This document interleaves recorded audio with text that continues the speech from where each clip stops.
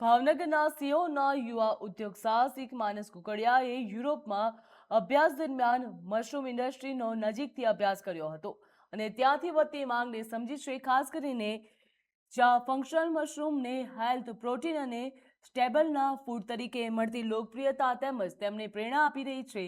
આ એ જ અનુભવ અને વિઝન સાથે તેમણે ગુજરાતમાં બિલ્ડ કેપ ઓર્ગેનિકની શરૂઆત કરી હતી. તેમનું લક્ષ્ય માત્ર મશરૂમનું ઉત્પાદન કરવાનું નથી, પરંતુ ભારતીય ખેડૂતોને યુવાનોને ગ્લોબલ મશરૂમ માર્કેટ સાથે જોડવાનું છે.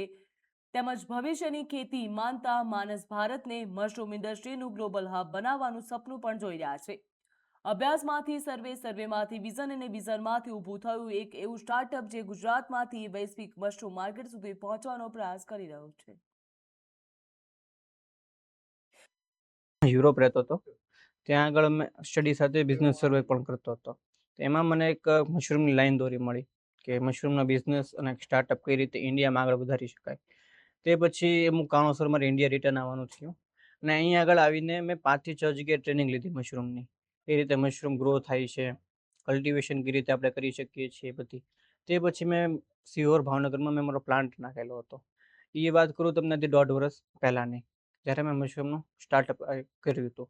મારે એવો વિચાર હતો કે મારે એગ્રી એન્ટરપ્રિન્યોર બનવું છે મારી લાઈફમાં. બધા આઈટીમાં છે, એઆઈમાં તો જતા જ હોય છે, પણ એગ્રીકલ્ચરમાં અને એ પણ એન્ટરપ્રિન્યોર એગ્રીકલ્ચરમાં કઈ રીતે બનવું ને, એ લાઈન દોરી મને ઇન્ડિયા આવીને મળી.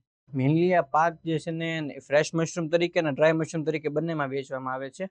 ફ્રેશ મશરૂમ જો તમારે સેલ આઉટ કરો તો તમે ગુજરાતમાં સેલ આઉટ કરી શકો છો. તમારે ડ્રાય મશરૂમ સેલ આઉટ કરવું હોય તો હરિયાણા છે, દિલ્હી છે, યુપી છે, ત્યાં તમે સેલ આઉટ